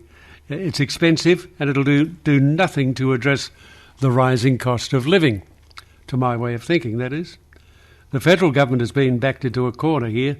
They're being forced to cut the excise and will be heavily criticised if they don't. But it's actually not going to do anything. And I'd be surprised if it's even remotely noticeable. It probably isn't. But it won't do anything. The government has got about 40 cents to play with, and all signs are pointing towards a cut of 20 cents in tomorrow's budget, which will save you a couple of dollars when you fill your tank. But that's it. That's it, a few dollars. That's it. Cutting the excise will also cost Australia billions of dollars. It's expected that motorists will pay nearly $50 billion over the next 4 years, which goes back into the roads, we hope. Cutting the excise is being sold as some sort of fix to the rising cost of living, which couldn't be further from the truth. I mean, it's merely a cosmetic mix to a much, much bigger issue. A much, much bigger issue. You know, when you're paying about $120 to fill your tank, are you seriously going to notice a saving of about $5? And that $5 is going to change your life? I doubt it. I doubt it. The fuel excise is meant to be spent on roads, on maintaining roads, on upgrading roads, on making new roads. It makes the sense that the road users would be taxed for using the roads. People are concerned about the rising cost of living. Now, when you arrive at a service station and see the price of petrol, it can be very, very concerning. But if the price of oil, which pushes the price up, that's where it's not the tax that pushes the price up, price of oil. The government's going to be praised for cutting the excise, but what's going to happen next week when petrol prices are still through the roof, and they will be? You'll still be paying exorbitantly high prices for fuel, and there's $1 billion hole in the budget. Is that wise? I don't think so. My God, they get some good musicians, don't they, on these backing tracks? I guess I'm doing all right. That's Jody Messina. I love it. And I love that little group she gets around it. That fellow who picks that guitar really destroys it. God, he makes it sound good, doesn't he? Really sharp picking. 1300 564 652, our telephone number. Pick up the phone, dial that number and tell me what is on your mind.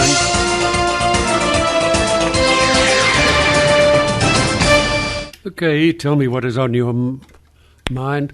Victoria, are you there? Yes, Mr. Laws. Thank you for speaking with me. How are you today? I'm okay, Victoria. Now, Victoria, what are you going to talk about today? Well, I was going to talk about cigarette filters, but what they're made of polyvinyls, etc., etc. But may we please speak about a temp job I had once upon a life? About what? May I talk about a temp job I had typing for computering? It was to do with the builders' labour industry and how they had a registration number with an organisation within New South Wales government. Their registration number went with them. Why I'm telling you this is taking your precious time.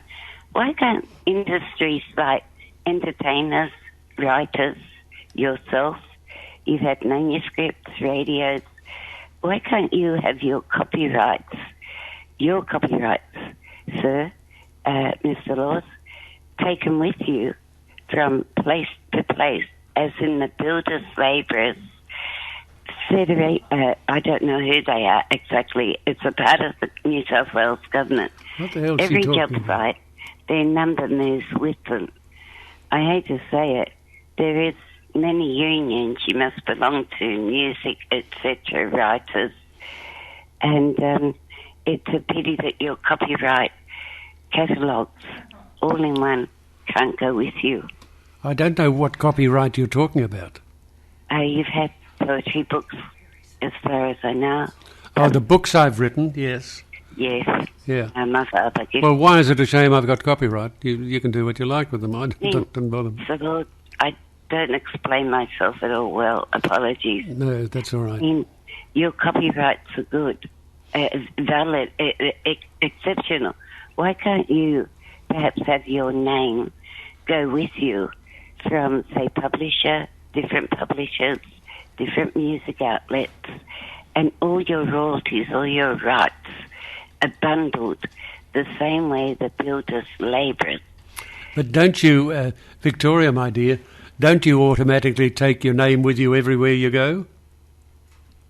Not necessarily. Do you change? Have you ever changed your name?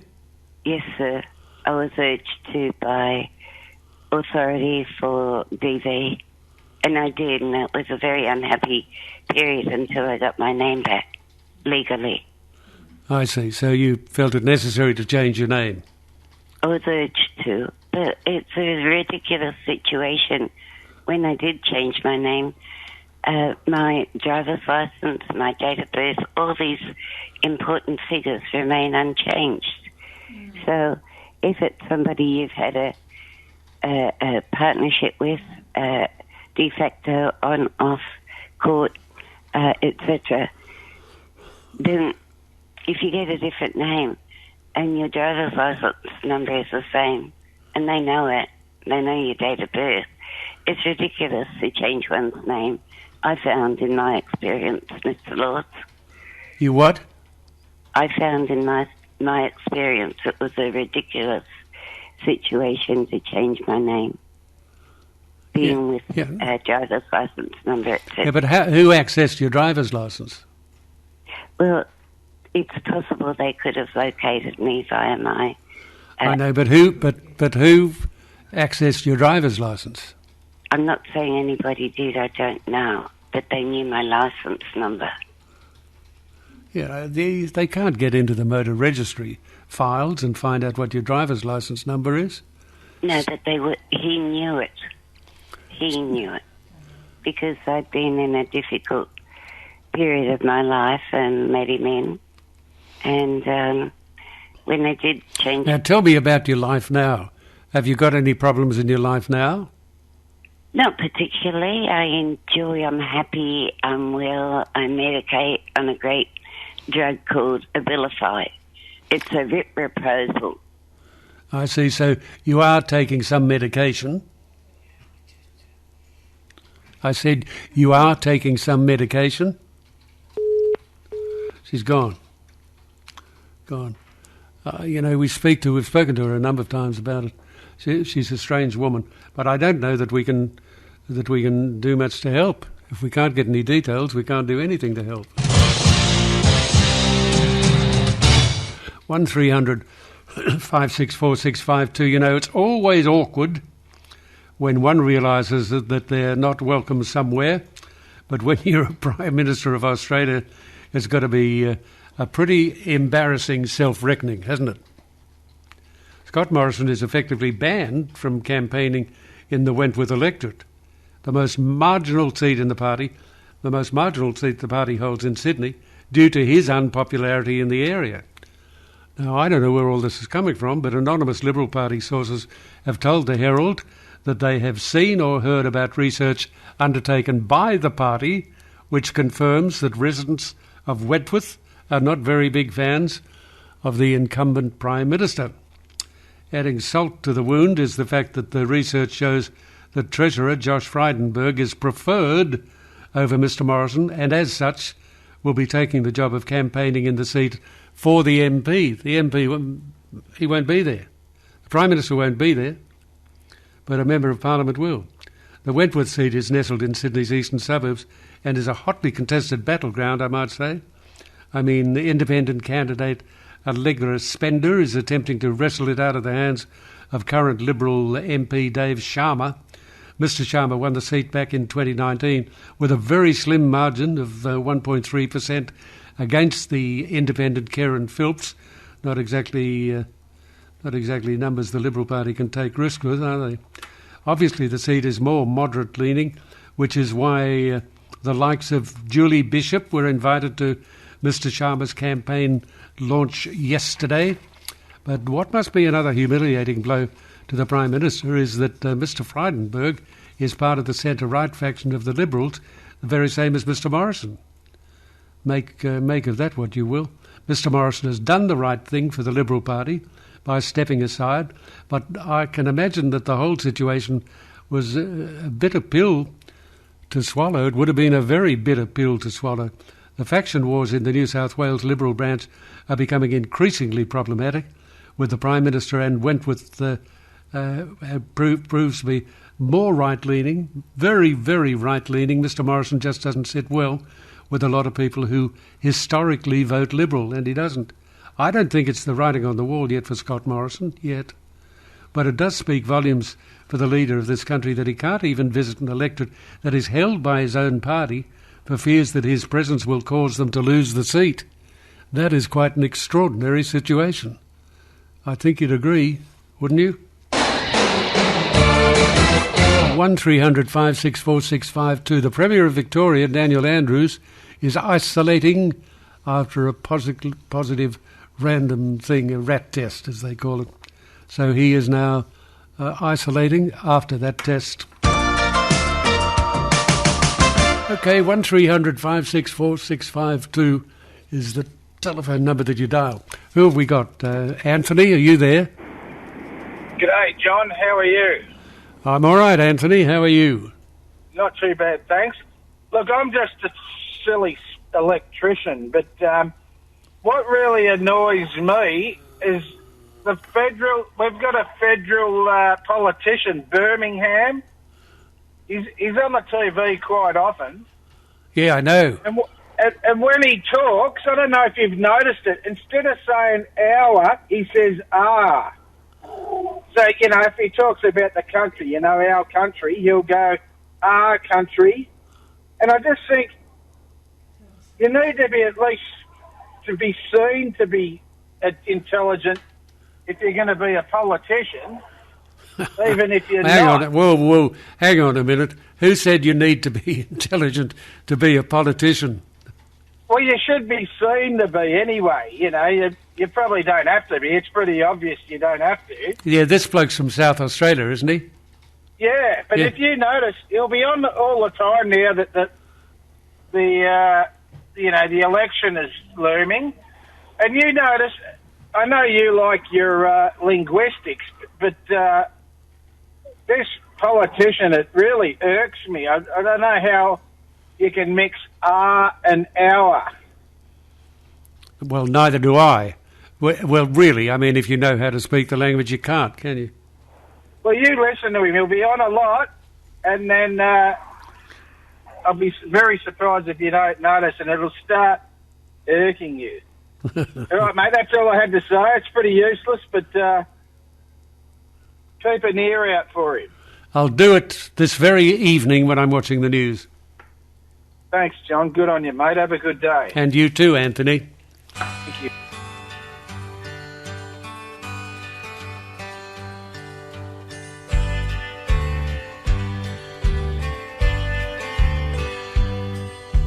We don't dance a two-step anymore.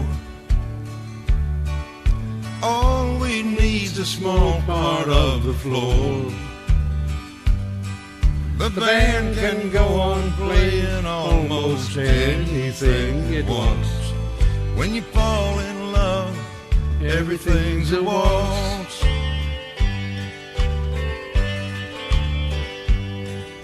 Eyes were meant for looking into way up close. Arms were meant for holding what you want the most. Lips were meant to say what bodies feel down in their hearts. When you fall in love, everything's a waltz. We don't dance the two-step anymore. All we need's a small part of the floor. The band can go on playing almost anything it wants. When you fall in love, everything's a waltz.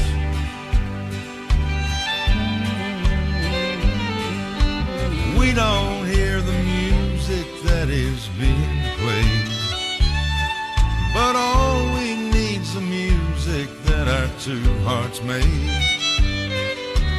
Beating soft 3/4 time and we just sing along. When you fall in love, everything's a waltz.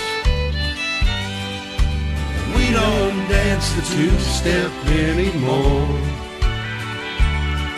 All we need's a small part of the floor. The band can go on playing almost anything it wants. When you fall in love, everything's a waltz. Oh, the band can go on playing almost anything it wants. 'Cause we're in love and everything's a waltz.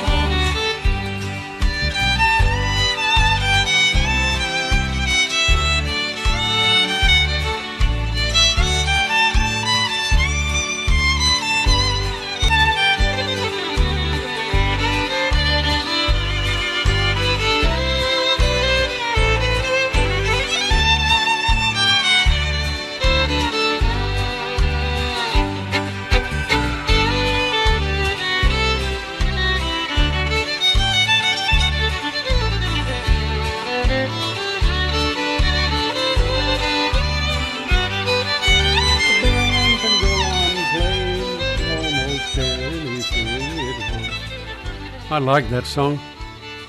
When you fall in love, everything's a waltz. That's Ed Bruce.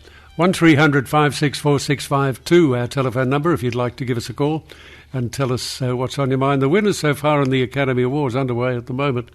Best Sound, Done. Short Film, oh no, we won't go through those. Documentary, The Queen of Basketball, short subject. Best Short Animated, The Windshield Wiper, haven't heard of it. Best Short Film, it's gone now. Too difficult. When you move it around, too difficult. Best Makeup and Hairstyling, The Eyes of Tammy Faye. Best Actress in a Supporting Role, Ariana DeBose. Cinematography, Greg Fraser for the movie Dune. Visual effects, Dune. Dune must be an okay movie by the look of that. Certainly won a bit, hasn't it? 1300 564 652. John, are you there? Yes. Okay, John. John. Yes. What do you want to talk about? Two things. The gentleman that was on before saying about how South Australians, or the fellow from South Australia, Birmingham, says, you remember Alexander Downer and a lot of South Aussies, they all say that. Oh, do they? Never noticed before. It's just, I don't know, it's developed in South Australia over time. I worked with guys up in Dampier years ago, and they came up to the railway workshops, and I picked that up straight away. The difference, the way South Aussies have pronunciation of words, same as school, they say school. But the main thing I want to speak about, John, is, and I haven't heard you talk this way, but the word absolutely, how it is so abused and used. Absolutely. You are so right. Oh, God, it drives me bananas. Me too. All the time you hear it. Yeah, would you like a drink? Absolutely. Why not? Yes. And you know what, John? There's so many people who are, I would consider, in high positions in life and should be well and truly versed in how to speak. I've listened to people on the ABC and other channels and TV and everything. I heard one person say within probably a 5 or 8 minute interview 13 times. And they respond with that word all the time. Absolutely. So what about I propose to you have a no absolutely day? Well, I always have them. We'll start a campaign. It really is ridiculous. I mean, and it's a shame. We have a wonderful language. We've got all sorts of alternatives to the word absolutely. I mean, perfect's another word that's incorrectly used all the time. Would you like a cup of coffee? Yes, I would. Perfect. How do I know it's bloody perfect? I haven't had it yet.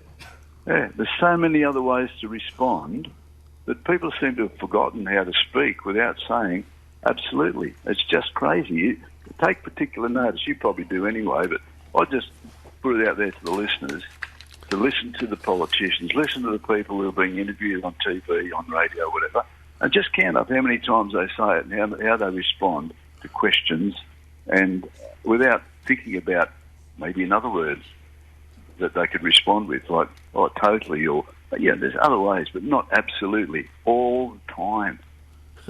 So I'm just proposing we start a campaign to have no absolutely. Okay, no absolutely in this program. Or even if one day we can start it off.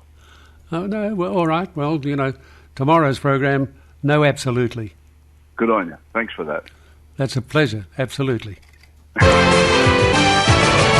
1300 56, and the other one that annoys me is beyond, it's beyond entertaining. Well, what the hell is it? Oh, beyond this, beyond that. Excuse me, 1300 564 652. Despite his very good track record with the pandemic management, the Prime Minister Scott Morrison should not expect to score any brownie points for it before the federal election. The Australian published the SEC Newgate Mood of the Nation survey from earlier this month, and it dispelled any notion that the Prime Minister can rely on his performance history with COVID, because he can't.